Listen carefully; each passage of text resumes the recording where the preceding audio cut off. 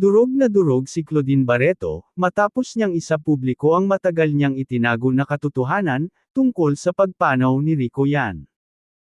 Emosyonal na inamin ni Optimum star Claudine Barreto, na maging siya ay nakaramdam ng pagsisisi, sa nakagugulat na pagkamatay ng kanyang ex-boyfriend na si Rico Yan, noong March 29, 2002, 2 dekada na ang nakalilipas.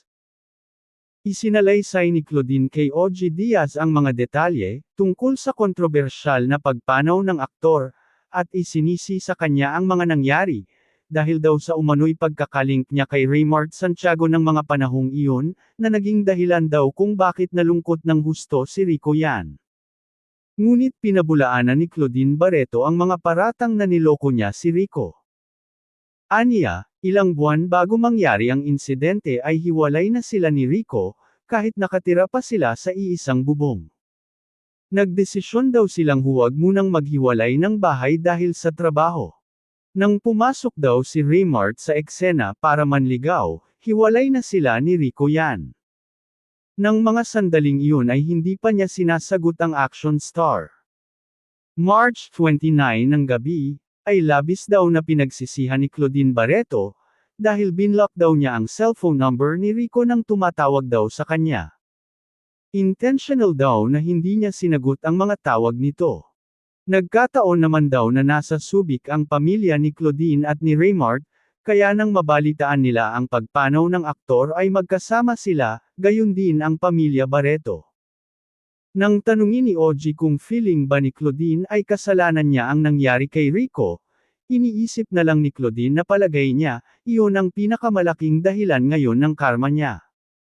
Kung sinisisi man daw siya noon ng mga tao at halos ipako sa krus, dahil siya ang itinuturong dahilan kung bakit namatay si Rico, aniya, million times daw ang nararamdaman niya.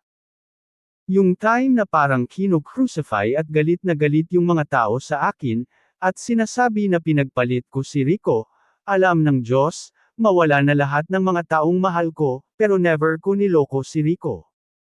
Ang question ko nga kung ako yung namatay, ganun din ba ang gagawin nyo kay Rico? Yun na rin ba yung pagdadaanan niya? Kasi ayokong mapagdaanan niya yung pinagdaanan ko. Iko-question din ba yung mga na-chismis sa kanya? Ipipilit ba na totoo yun? Dagdag pa ni Claudine Barreto, during that time na kino-crucify ako ng mga tao at sinasabi nila na kasalanan ko, ang hindi alam ng tao, ako rin, sinisisi ko rin yung sarili ko. Na sana, mas maging compassionate or understanding yung tao, kasi kung pinapunish niyo ako, pinapunish ko rin yung sarili ko. Kung galit kayo sa akin, mas galit ako sa sarili ko. Kaya ang pagsasalita at pagbubukas daw niya ngayon, ay hindi pang gagamit sa pangalan ni Rico Yan, kundi upang matudukan na, ang maraming haka-haka tungkol sa mga nangyari. Tuloy-tuloy, walang tigil ang pag-iyak ni Claudine Barreto, hanggang sa matapos ang interview. Umaasa ang aktres na matapos na ang pambabash sa kanya.